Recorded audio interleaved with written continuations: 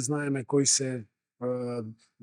е вице-првакот на Данска, нели, првиот натпревар овдека во Битола го загубивме. Меѓутоа тоа не значи дека ќе биде ист натпревар како овој во Битола.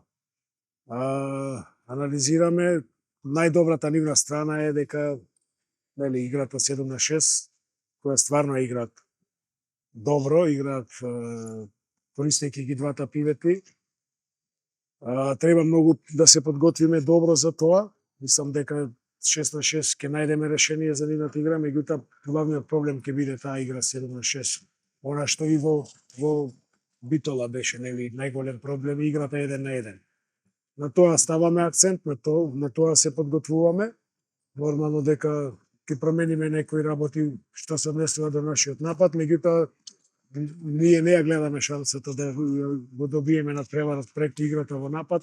Секогаш наша основна цел ќе биде играта во одбрана. Затоа викам дека доколку добро ја решиме нивната игра 7-6, мислам дека имаме големи шанси да се вратиме со позитивен резултат од Данска.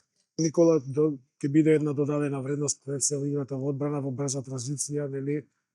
Никола искусен играч кој што брзо ќе се вклопи во тимот.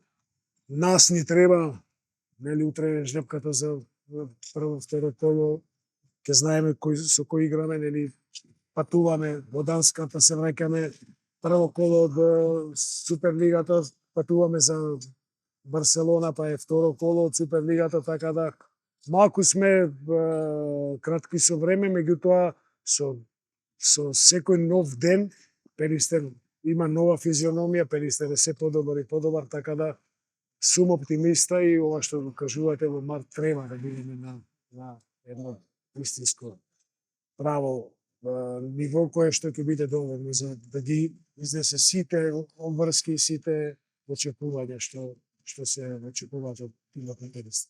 Секој нов натпревар во Лигата на шампиони е нова приказна, за секој се подготвуваме одделно, посебно секоја екипа е различна. Мислам дека Гоке е на супер екипа со дански млади играчи, Митун кој е вонсеријски млад играч, талентиран, кој се очекува да биде еден од најдобрите за кратко време. Мислам дека таа екипа расне од после секој натпревар во Лигата на шампионите.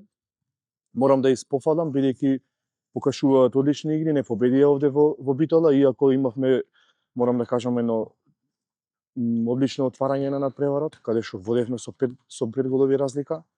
Потоа имавме пат каде што не искористивме да се вратиме, пробавме да се вратиме, не искористивме, многу технички грешки, не можеме да се одбраниме од нивната 7-6 и го добија тој надпревар. Не одиме со бело знаме во Данска, играме против дански вице-шампион со голем респект, но мислам дека имаме своји прилики и своји шанси кои треба да ги искористиме на тој надпревар и се надевам дека среќата ќе биде на наша страна. Треба перфектни 60 минути и фокус максимален 60 минути, техничките грешки да се сведат на минимален број, да се надминеме себе си.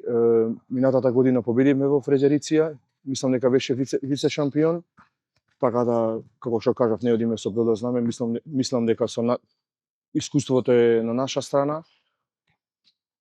Ќе дадеме се од себе да се надминеме себе си и да ги израдуваме нашите навивачи.